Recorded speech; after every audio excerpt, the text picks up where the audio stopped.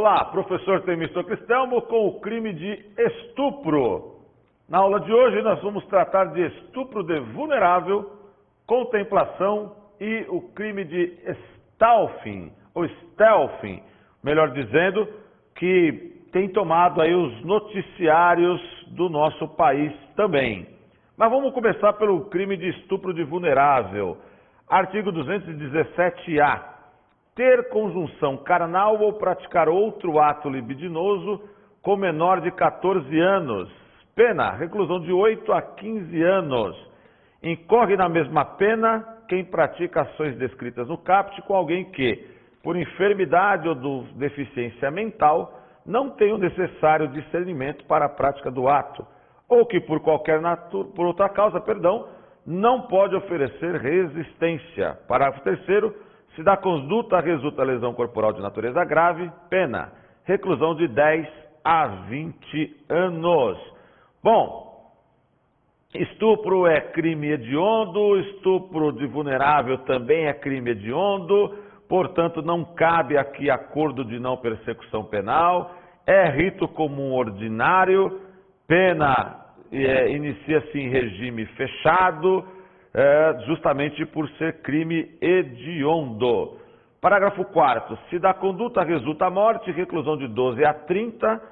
Parágrafo 5º. As penas previstas no caput, nos parágrafos 1º, 3º e 4º deste artigo, aplicam-se independentemente do consentimento da vítima ou do fato de ela ter mantido relações sexuais anteriormente ao crime.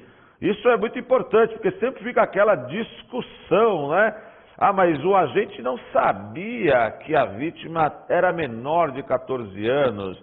A vítima já não era mais virgem, ela já tinha uma vida sexual ativa. Não importa. Praticou sexo com menor de 14 anos, é estupro de vulnerável, como vamos ver adiante, ok? Bom, passar a mão no corpo de menor é estupro e não contravenção. Olha o que disse aqui o STJ. O ministro Félix Fischer afirmou que na contravenção prevista no artigo 65, lá do decreto que rege as contravenções penais, o direito protegido é tranquilidade pessoal em atos reprováveis, mas não considerados graves. Neste caso, o ministro entende que o objetivo do agente limite-se a aborrecer, atormentar e intimidar.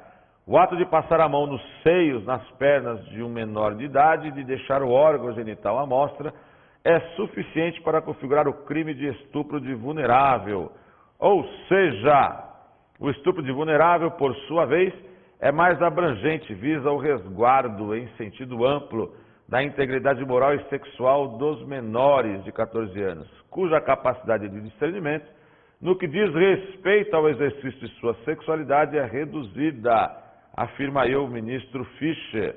Para ele, a conduta de que trata esse tipo penal evidencia um comportamento de natureza grave. E aí, nós temos a contemplação. O que é isso? Segundo o professor de Direito Penal Rogério Sanches Cunha, é citada pela maioria da doutrina como ato libidinoso, cometendo o crime o agente que, para satisfazer a sua lascívia, ordena que a vítima explore seu próprio corpo, masturbando-se somente para contemplação. Mas o nosso STJ entendeu que a contemplação, que para alguns doutrinadores é apenas um ato libidinoso, o STJ entendeu que é estupro de vulnerável. Em concordância com o voto do relator, o ministro Joel, o colegiado considerou que a dignidade sexual não se ofende somente com lesões de natureza física, sendo, portanto, irrelevante que haja contato físico entre ofensor e ofendido para a consumação do crime. Então, hoje mesmo alguns doutrinadores, que até a maioria, entendiam que a contemplação era apenas ato libidinoso, o STJ, por meio de sua 5ª turma, tem firmado o entendimento de que isso é estupro de vulnerável, justamente porque não basta apenas, é irrelevante, apenas o contato físico. A súmula 593 do STJ trata ainda que o estupro de vulnerável, consentimento, experiência sexual e relacionamento amoroso. Vai muito ao encontro aí do parágrafo 5º do artigo mencionado. O crime de estupro de vulnerável configura-se com a conjunção carnal ou prática de ato libidinoso com menor de 14 anos, sendo a lei, mais uma vez, irrelevante o eventual consentimento da vítima para a prática do ato, experiência sexual anterior ou existência de relacionamento amoroso com a gente. É o que nós falamos do parágrafo 5º lá do artigo 214-A, que trata aqui do estupro de vulnerável. Independe, é irrelevante se a vítima consentiu, se a vítima tinha ou não experiência sexualmente anterior, ou seja, se ela é menor de 14 anos, nós vamos estar falando que ela não tem a sua capacidade volitiva plena, ela não pode decidir por si. E o que é o stalking ou stealthing no Brasil? Qual é o tratamento que o nosso ordenamento jurídico tem dado ao crime de stealthing, esse termo em inglês, que descreve quando um dos parceiros remove o preservativo durante a relação sexual sem o consentimento do outro. Qual é o tratamento que o Brasil dá? A gente criminaliza essa conduta aqui ou ela é um não jurídico, é um irrelevante jurídico para nós? De onde surgiu esse termo stealthing, retirar a camisinha durante o sexo é crime. O termo ganhou destaque após a Califórnia tornar prática de retirar o preservativo sem o consentimento da outra pessoa como um delito civil de agressão sexual. Na última semana, lá nos Estados Unidos, o termo stealthing ganhou destaque na mídia nacional e internacional. Mas você sabe o que isso significa? Em tradução livre, a palavra significa furtivo. Como é que a gente trata este tema no Brasil? E no Brasil, o stealthing é crime, retirar a camisinha durante o sexo sem consentimento do parceiro? Nós não temos um tipo penal que regule este crime como temos lá agora na Califórnia, nos Estados Unidos. Mas, analisando a conduta em si, nós temos sim, dentro do capítulo dos crimes da dignidade sexual, alguns tipos penais que poderão se amoldar à conduta de retirar a camisinha sem o consentimento do parceiro. O próprio artigo 215, ter conjunção carnal ou praticar outro ato libidinoso com alguém mediante fraude ou outro meio que impeça ou dificulte a livre manifestação de vontade da vítima. Reclusão de 2 a 6 anos. Parágrafo único.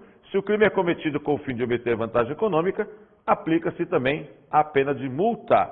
O ato pune a conduta de ter relação íntima com alguém por meio de engano, que é justamente o crime de stealthing, ou seja, é o meio furtivo, ou ato que dificulte a manifestação de vontade da vítima. Se não foi consentido, se havia sido acordado que era para usar o preservativo durante o sexo e o agente a enganou, poderá sim ser enquadrado esta conduta no artigo 215 do Código Penal.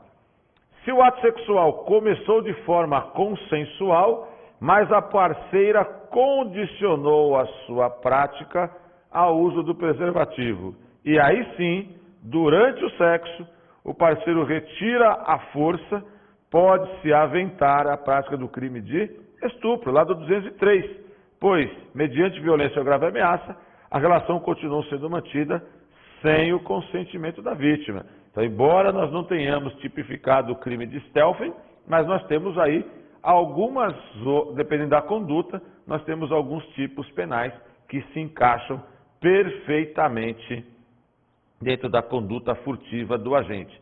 Se o preservativo for retirado durante a relação sexual sem que a parceira perceba, e por isso ela dá continuidade ao ato, pode-se configurar o delito de violação sexual mediante fraude, que comentamos anteriormente, que é o artigo 215 do Código Penal.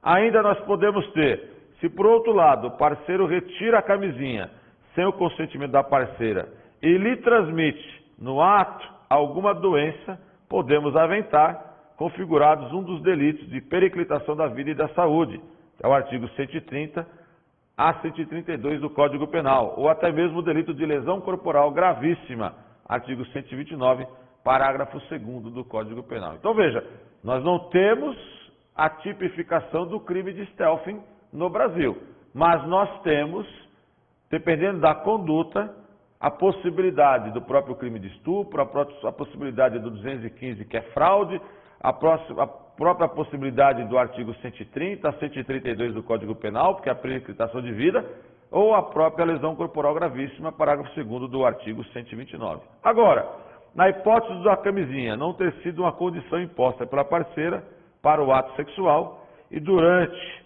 o ato sexual o parceiro a retira, não há configuração de crime algum. Ok? E assim a gente encerra e eu agradeço a participação de todos.